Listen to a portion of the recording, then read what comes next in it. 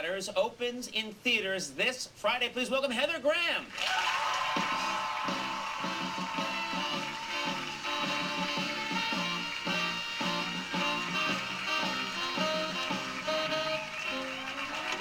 How are you? Good, how are you?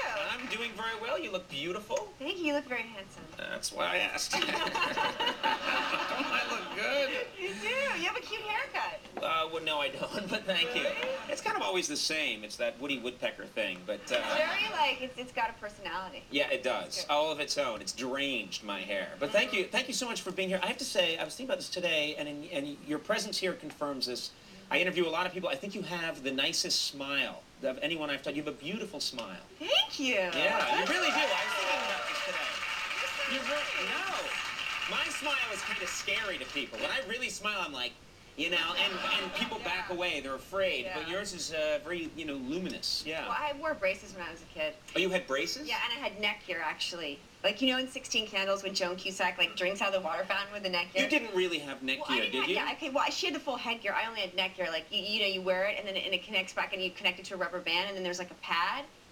Yeah, but that's not only wear neck gear. I can't believe you walked around with an apparatus. Yeah. That's traumatic for some kids. It was kind of traumatic, but I tried to play it off as being cool, because I had it when I was like 10, 11. So, like, kids didn't really know. So I was like, this is really cool. You don't understand. Like, this is a new trend. Yeah, yeah. So I tried to psych them out. Like, that wouldn't work for me in school, you know, when I would do something nerdy. Like, my pants never fit. And it wouldn't work. They were too short. My legs were too long. And I had floods, you know. And I would walk around, and it wouldn't work if I had said to the, you know, by the way, this is really cool, you know. That wouldn't work. But I bet you were cute, right? It was No, charming. it was not charming. No? No, I was beaten round the clock. Really? And then I'd come home and be beaten some more, yeah. But is that why you became so brilliantly funny? Well, thank you very much. No. So you tried to pass it off as cool, and did people buy it? Well, they did a little bit, because they're like, oh, wow, you look really stupid. I'm like, no, it's really cool. Like, everyone's doing it, and, like, all the cool people are doing it. Right. And then some people would be like, oh, like, you know, kind of like I intimidated them. But wouldn't they look around and notice that no other cool people were doing it? Yeah. Yeah. Eventually. I mean, that's why it doesn't work, too. yeah. Yeah. Now, I understand you just had a very nice vacation not too long ago. You went to Tahiti? Yeah, I have a friend who has this amazing boat, and I basically got certified to go scuba diving. I've never gone scuba diving. Is it fun? What did you do when you were scuba diving? It was amazing. I'm obsessed because, I mean, I love looking at fish. I just think it's so fun to look at them. So I got certified, and they were all super advanced. Like, they had these rebreathers and breathing all these crazy things. And my first dive was a shark dive. See, that sounds insane to me. You went in, were you in a cage or some protected space? No, but one of the girls that I was diving was, like, really adventurous, and she's like, I can't wait to do that dive. You go down in a cage and sharks attack you. They put blood all over it, and then they attack you. And, like, these are the people I'm diving with, this girl that she wanted to do that. Like, she wanted to be attacked by sharks when they're in the cage, and the sharks are, like, trying to smash through the cage to get at you. That. But this wasn't like that. This was just, we went down, and it was in Tahiti, and a guy comes up with a fish head, and then he swims around with a fish head, and all the sharks come, and they circle around you, and they're really big. They have big ones, lemon sharks, and they have small ones that are reef sharks. And basically, at the end of it, the guy, with his bare hand, feeds the shark a fish head with his bare hand. What I don't get is, it's one thing to be in the water with sharks, and I think that's like, okay, that might be it's a little dangerous, but then when a guy says, to make it more fun, I'm gonna chop off a fish's head and spray blood. It's like, hey guy, why don't you have a sausage suit made and dive in? Yeah. You know, if you really want to up the ante. I don't understand that. I was freaked out. I'm like, I don't want to watch this guy get eaten, because they're basically like, well, you know, there's a chance a shark could attack you, but really that guy is the one that's gonna get it. Right. The guy carrying the bloody fish head. Did they tell you to do anything? Because sometimes when you take a walk in the woods, they tell you, if a bear shows up, here's what you do.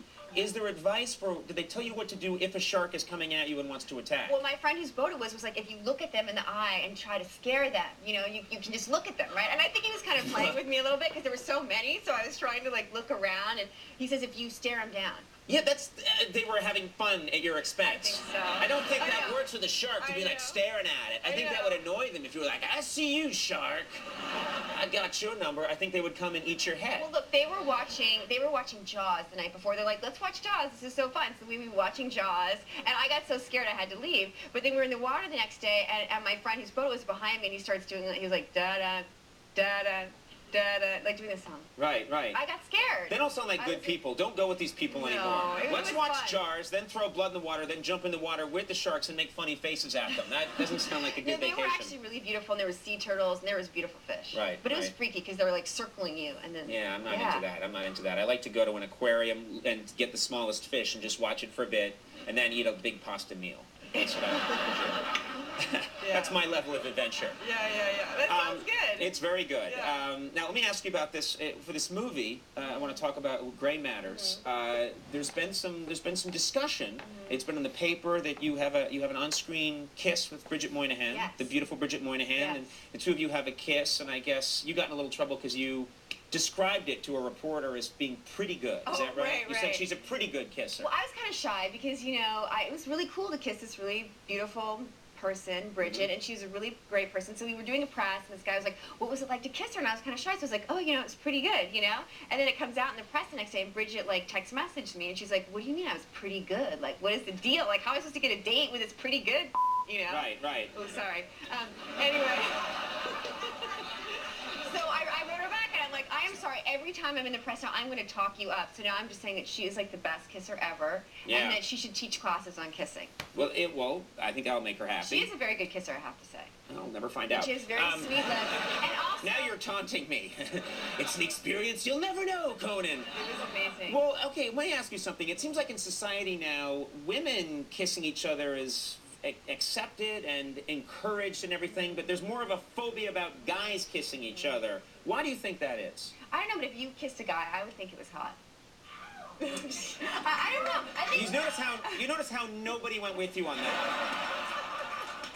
We don't shoot our audience, but an entire crowd stood up and walked out and took the subway back to Queens. No, I don't think people want to see me kiss another guy, and not that there's anything wrong with that. I'll watch it. Well, that just made it kind of more exciting. I'll watch it. Yeah, but they put the picture of Bridget and I kissing on YouTube, and I guess it was getting a lot of hits or something. Yeah, I was responsible for 5,000 of those. Do you think it's possible now that this is very high profile and that maybe now some women will be hitting on you? Is that going to be happening in your life? I'm hoping, because I've never really gotten a lot of lesbian attention, so now I'm hoping this movie will get me more female pickups, you know? That's good to put that out there. That's why I did the movie, really. You know? I need some lesbian attention. Don't we all?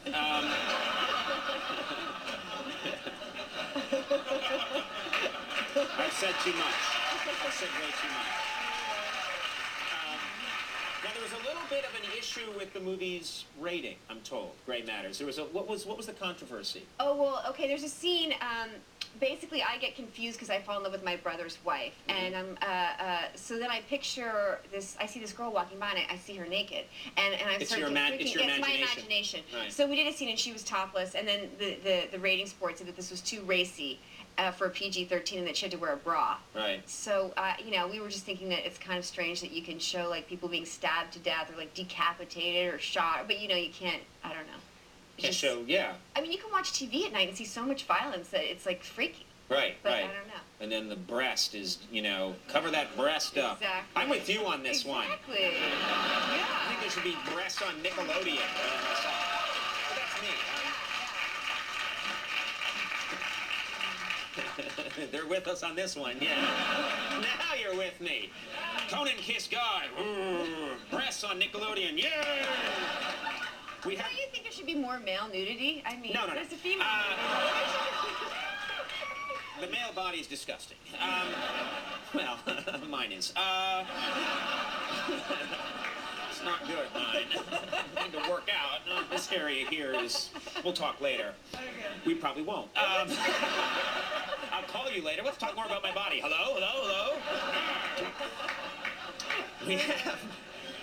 We have a clip here from Gray Matters. Okay. Well, what do we need to know for this clip? Okay, Tom Cavanaugh plays my brother, and we both fall in love with Bridget. Right. And it's a feel-good movie. I don't know why I said that. It has nothing to do with anything. That's the chip the movie studio put in your brain. Exactly. They're like, It's really good and it's a feel-good movie. It's a feel-good And it's fun for all ages.